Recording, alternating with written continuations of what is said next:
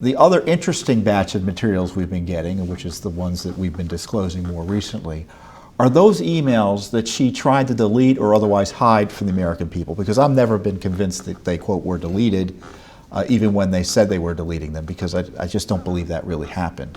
There may have been efforts to delete certain copies, but I'm sure the whole batch is available somewhere.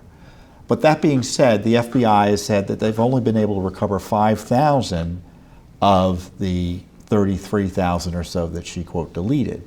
But of those records, and we just released, I think, the final batch, there was classified material on the records that she was trying to delete. Could you talk about that, at least most recent batch? Right. Well, there's an interesting comment. One of the productions we recently got were records from the FBI where there were so-called their 302s. These are interview summaries, and all their communications of FBI interviews that were conducted as part of the FBI Hillary Clinton email server investigation. Oh, wait, we'll get to that later. Let's talk first about the materials that we disclosed that were classified just recently. There were 5 new classified emails that we exposed from Tony Blair related to Palestinian policy. I think there were emails back and forth with Sidney Blumenthal. Right.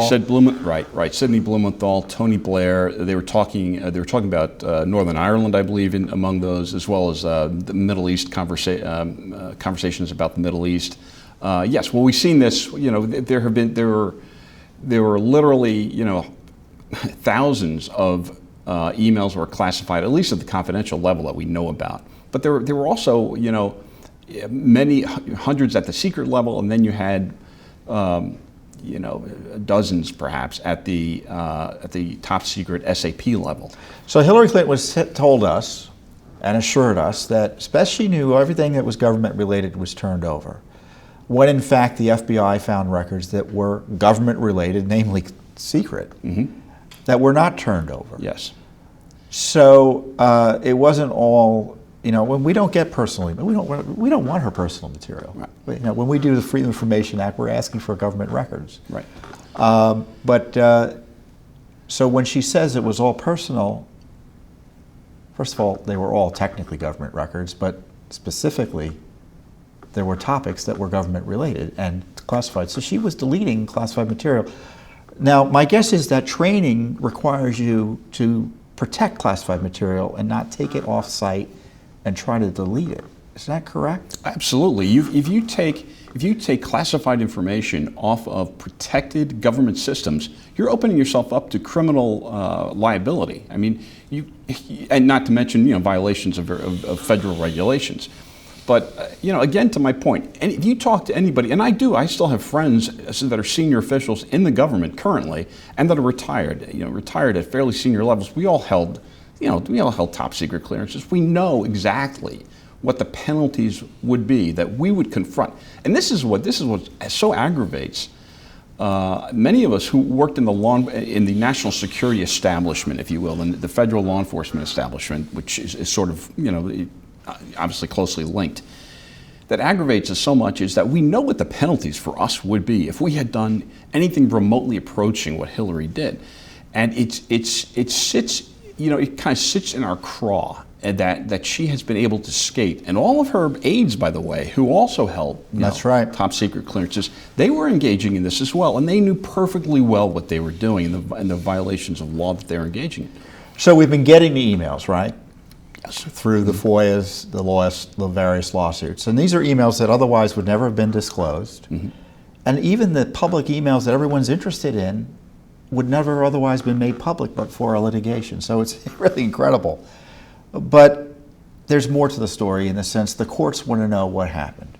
And so the core of Benghazi lawsuit that exposed this scandal, we were granted discovery. I've talked about this often on our various videos and online elsewhere and on TV, is that federal judge Royce Lamberth found, he granted us discovery. He wants us to find out whether her email system was designed to avoid FOIA. I think that question kind of answers itself, but we're providing discovery there. Right. Whether there are other emails to be discovered and searched as the law requires. and whether the court was hoodwinked. But he made some interesting observations about not only Mrs. Clinton's conduct, but the conduct of the state and justice departments in their handling of this cover-up. Right. Well, one of the most sort of seminal quotes from his opinion was from, I believe it was a December 2018 ruling. The ruling came down late last year. Right. Yeah. Right. Was that Mrs. Clinton's use of a private email server was one of the gravest modern abuses of government accountability. And he said that the DOJ and State Department's handling of her case and of their response to our litigation smacked of outrageousness. That was, I mean, this is a judge. I mean, and it wasn't just the Obama Justice Department. He was also yelling at the current Justice Department. Yes, for continuing the cover-up. Right, right. Well, this is something that we hear all the time. You hear it, I hear it from our members, our fans.